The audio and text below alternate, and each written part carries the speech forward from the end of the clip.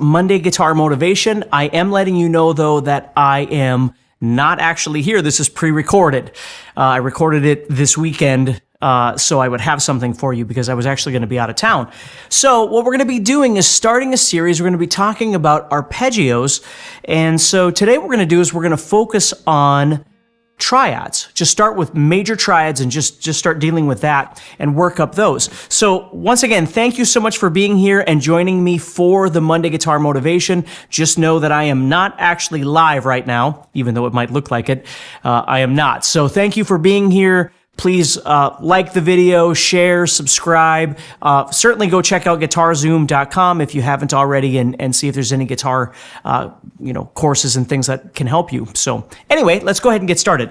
So what we're going to do today is we're going to be looking at some triad ideas using the major chord or the major triad. So what we're going to do here is let's just use A as our root. Now, one of the most important things is that as you start learning these things, it's important to know the notes on your guitar. And you might know them a little bit, you might know them really well, you might not know them at all, but it's a great time now to start learning some of that. So if we're dealing with A, the first thing that I always tell people, if you don't know the notes, obviously learning the notes on each string is very important. But if we were looking for A, for instance, we could go to A and find that note. Go to the next string, A. Now, just so you know, I'm tuned down a half step too. It doesn't matter. You'll see where I'm playing this and you can practice no matter how you're tuned, but I'm on A here, on the 5th fret, A, 12th fret, A, 7th fret, and then I have to go to the 3rd string here. Now I'm going to come up to A up here. I do have an A down here as well, but for what we're doing, it's going to make more sense to play that up here. So there's my A up here. Then I have an A here. Now I don't need to worry about the A on the 1st string at this point because it's not going to be relevant to what we're talking about today. So this is what we're going to do is if we know our theory, and maybe you do, and if you don't, it's okay. But if we were talking about an A major triad, what notes are we talking about? Okay, the notes are A, C sharp, and E. So we're taking this. We're going to put our pinky on A. We're going to play C sharp on the next string, and then E on the next string. So notice how I'm making this shape where I'm going from my pinky to my 3rd to my 1st, 5th to 4th to 2nd frets. Now, it's important to memorize that because just like your bar chords, just like your scales, everything else that you learn, this is movable. If you wanted to learn how to play a B major triad, you could go up to B, or if you wanted to go up to D, it would look the same no matter where you go. That's a major triad that we're doing. So A, C sharp, and E.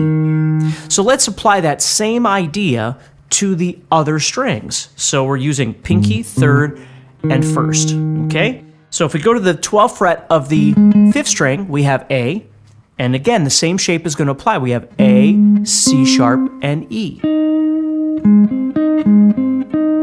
Now, if we go to A here, on the 4th string, the problem is because of the tuning of the guitar, if I try and do that same shape, it's going to sound awkward when I get to the 2nd string. So this one in particular, when I get to the 4th string, it's going to look like this. It's going to go A, C sharp, and then E is going to be right here. And you can hear the sound. See, these are the same octave. Okay, then let's find A up here. Now, if I try to do that same shape here, because of this tuning, it's not going to work at all. So here what I have to do is I have to go 14, 14, and then 12. And don't worry about what fingers you're using at this point. This isn't really a technical thing. It's more a visual and aural element of trying to kind of memorize this and see where this is on your fretboard, because we don't just want to learn this in A anyway. We want to be able to do this anywhere we go. But it is nice to know that there are changes in shapes as you move across the fretboard. Now, if I go to the A here, and I try and do that, it works just fine, except we only have 2 strings.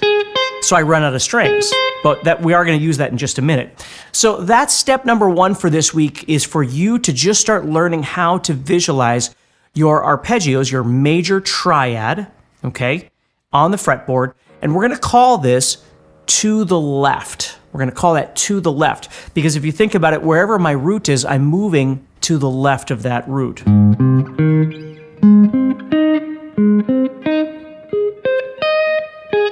then I run out of strings. So that's to the left. That's step number one.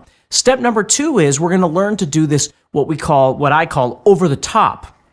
So now I'm going to do the same idea, but this time instead of working to the left, what I'm going to do is work over the top. So I'm going to put my middle finger on the A now. And you'll notice what I'm doing is I'm switching where the last note, which is E, I'm switching where that is.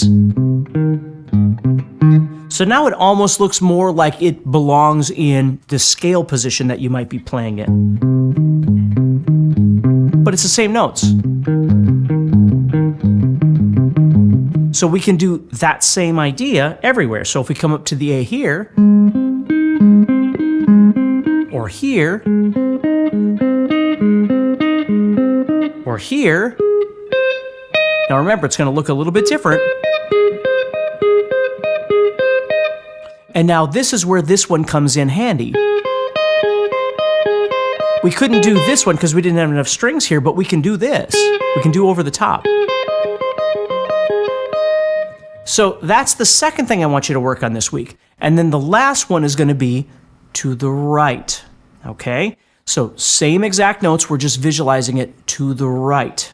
So this time what I'm going to do is start with my first finger on the A, on the root. And I'm going to go up 2 whole steps. So there's my C sharp right there. And then I'm dropping down to this same E that we had before. So notice how this one, and this one all sound the same, but they look a little bit different. And again, depending on how you're visualizing your fretboard, maybe you're visualizing some chords or a certain scale position. Now you can move around and you can find the one that best suits whatever it is you're trying to do. So now we're working toward the right. So let's go up to this A. Works just fine. Let's go to this A. Now that works just fine too, because we're not getting onto the B string where the tuning is different. So the shape looks exactly the same. Then if we go to this string, it looks the same on this string, of course. It's just this one is going to be different. So there I'm playing 14 to 18 and then dropping back to 17. Okay, and then I can go to this A, and it's going to look the same again. All right, so now we've got to the left, over the top, and to the right.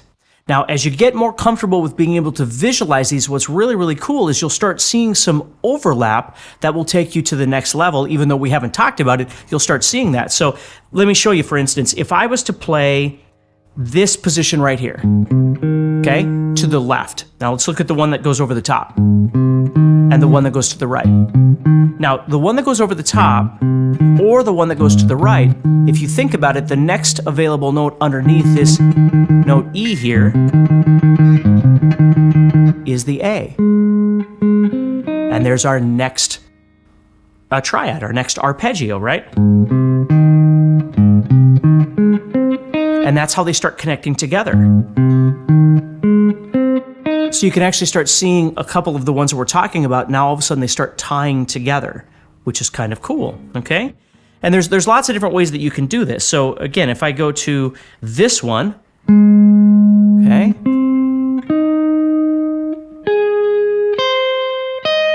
So you can see I'm doing one that's going to the left, and then one that's going over the top. And they're connecting in the same spot on the fretboard. So you can learn how to do that all over the place. If you wanted to go here, again, you can see I'm doing to the right now, and then that one is to the left, or it could go over the top, or over the top, or to the right. You know, it doesn't matter. Again, that's the beauty of this. But I just want you to be aware that they do start overlapping as you start seeing that. So it's important to be able to visualize that. And just like everything else we do, take your time with this. Don't be in a really big hurry And, it doesn't have to be an A. If you want to do this in G, or you want to do this in D or C, or something that pertains better to your musical situation, that's perfectly fine. But I would recommend that you try and get used to memorizing where the notes are on your guitar a little bit better if you struggle with that, because that's going to make this whole thing a lot easier. But a lot of times when I used to teach, people like to learn arpeggios for sweeps and things like that, and that's all fine. But the most important thing, I think, before you even start worrying about the technique of all that, is just start realizing what you're doing and how they're actually working together. So when you look at this and you go, oh, so I can go, and they actually connect together, you see? And it makes it easier to kind of visualize how this larger picture that you're playing isn't really that complicating. It's just smaller pieces connected together. So hopefully that helps you. Let's work on that for this week. I hope you have a great week. Sorry I couldn't be here live for you, but I did want to make a video to help you out. Comment below. Let me know how your weekend went. Let me know how this lesson went for you. And again, check out guitarzoom.com for any guitar course material, membership. We have all that sort of thing available. So take care.